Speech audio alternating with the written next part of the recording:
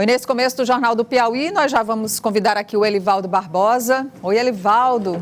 Bem-vindo, boa tarde. Boa semana, Nádia. Elivaldo. Para todos nós, Nádia, boa tarde para você que nos acompanha. Que seja uma semana boa, né? Para todos nós. Esperamos que seja, né, Nádia? Esperamos. O Elivaldo Barbosa já começa com alguns dos destaques que ele trará ao longo do Jornal do Piauí de hoje. Elivaldo, como por exemplo, o novo decreto do governo do estado, que eu acabei de falar, que já foi publicado ontem ainda no Diário Oficial do Estado e que tem vigência até o dia 28, Elivaldo. Correto. Mais uma semana de medidas restritivas. O governo segue o que determinou na semana passada de restrições durante a semana e antecipa o final de semana. Semana passada começou na quinta-feira com o feriado antecipado do Dia do Piauí e depois o ponto facultativo e restrições a muitas atividades, inclusive na área econômica, e prevalecendo só as atividades consideradas essenciais de quinta até domingo. Agora, neste final de semana, segundo o decreto, essas medidas mais restritivas e onde só as atividades essenciais funcionarão, começam na sexta-feira com a antecipação de um feriado, né, Nádia?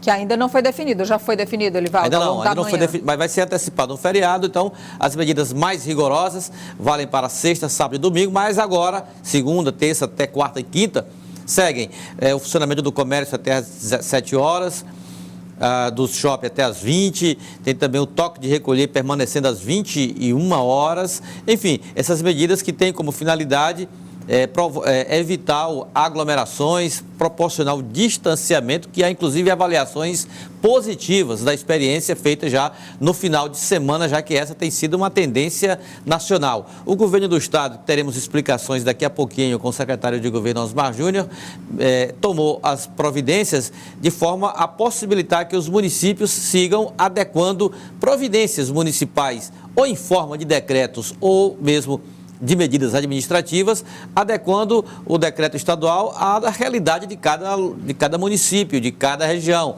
A região em que as restrições precisam ser maiores, outras nem tanto. Por isso é que permite essa flexibilidade na adaptação do decreto à realidade dos municípios. Em Teresina, por exemplo, a informação que nós temos é que a prefeitura segue o decreto estadual, mantendo assim um clima de harmonia, de entendimento com o governo do estado. Bom, Elivaldo, daqui a pouco nós vamos ter, como o Elivaldo já bem anunciou, uma entrevista com o secretário de governo do estado, Osmar Júnior, e também com o vice-prefeito de Teresina, Robert Rios, justamente para enxergar essa sintonia aí entre o governo do estado e a prefeitura de Teresina, já que nas últimas semanas, nos últimos decretos, houve alguma, não foi uma sintonia como a gente esperava, teve até disputa judicial, né?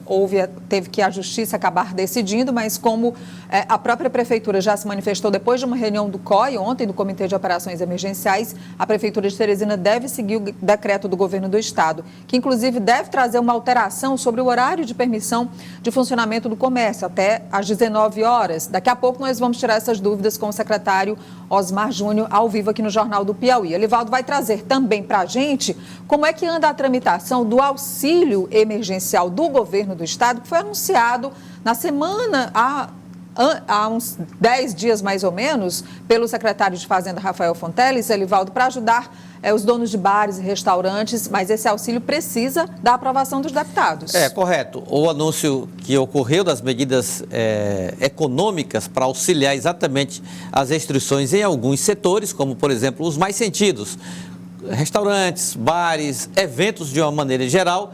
Esses auxílios foram anunciados a semana passada, Nádia, mas muita gente procurou logo o governo, a Secretaria do Desenvolvimento Econômico, até a Secretaria de Ação Social, enfim, para saber logo como é que faz, da entrada, um documento, o que precisa, já buscando ter acesso ao benefício. Mas, na verdade, são editais que estão prontos, preparados, porém que precisam ser aprovados ou ratificados pela Assembleia Legislativa. Hoje pela manhã, eu conversei com o presidente da casa, afirmando que já estão, as mensagens já estão tramitando na Assembleia em regime de urgência, e o líder do governo na Assembleia, o deputado Francisco Costa, nos explicará daqui a pouquinho, através de um vídeo que ele nos enviou, como as matérias serão apreciadas amanhã e depois podendo ter a sua aprovação já na quarta-feira. É verdade, Alivaldo. Domingo da semana passada que essas medidas foram anunciadas e ao longo da semana foram tendo essa repercussão. No plano nacional, outra repercussão, Alivaldo, é o posicionamento já de parte do Centrão exigindo medidas mais eficazes do governo no combate à pandemia. Pois é, Nádia, existe essa tendência do Centrão notória através de manifestações de lideranças de peso deste conjunto de partidos, principalmente os progressistas, do presidente da Câmara, Arthur Lira, e do senador piauiense Ciro Nogueira. Não se trata de rompimento, mas de um esforço para pressionar o governo a assumir a liderança das medidas nacionais de enfrentamento consequente com resultados da pandemia do novo coronavírus. Inclusive, o senador Ciro Nogueira publicou ontem um artigo em que ele pede exatamente a união nacional, a integração envolvendo União, Estados e municípios com medidas que possam enfrentar a pandemia nessa fase crítica, onde nós temos a saúde no caos, totalmente em colapso no país. Você mesmo anunciou agora há pouco uma manchete estarrecedora, não é?